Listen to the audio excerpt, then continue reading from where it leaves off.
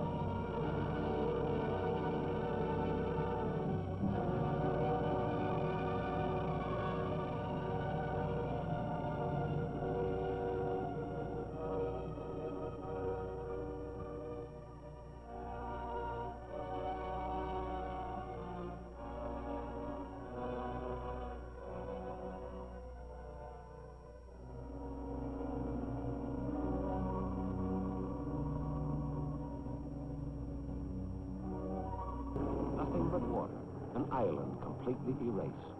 Mike was power, the kind of titanic energy released by stars. But even the largest man-made explosion in the history of the world has little meaning unless we compare it to everyday items we understand.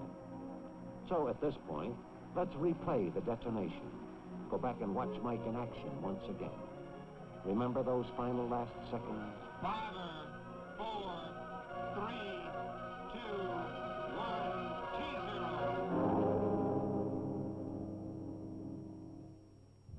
This is the largest fireball ever produced. At its maximum, it measures about 3 1/4 miles in diameter. Compared to the skyline of New York, this means that with the Empire State Building as 0 point, the Mike fireball would extend downtown to Washington Square and uptown to Central Park. In other words, the fireball alone would engulf about 1/4 of the island of Manhattan.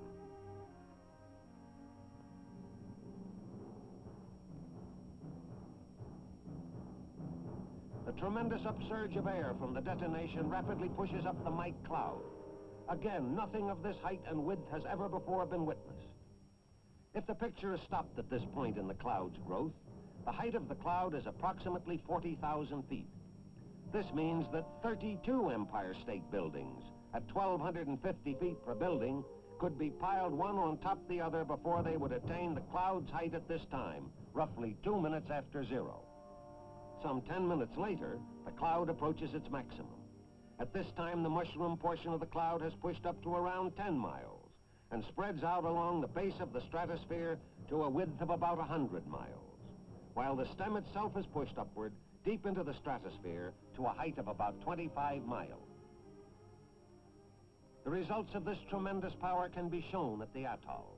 Here is an aerial photo of the test area of the atoll before the blast.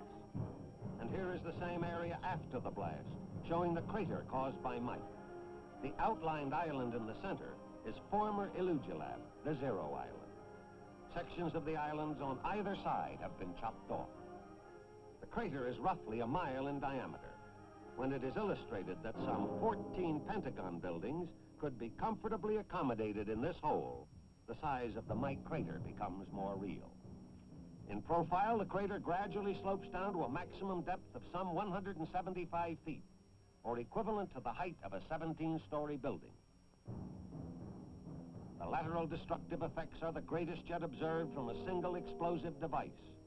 Without getting into the areas of target evaluation or secondary effects, it can be safely assumed that there was complete annihilation within a radius of 3 miles, or out to and including all of Engebi, that there was severe to moderate damage out to 7 miles or down to Ruggiero, and that light damage extended as far as 10 miles or down to Runnet.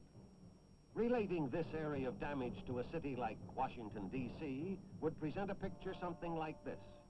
With the capital as 0 point, there would be complete annihilation west to Arlington Cemetery, east to the Anacostia River, north to the Soldiers' Home, and south to Bowling Field. Complete annihilation. That is mentioned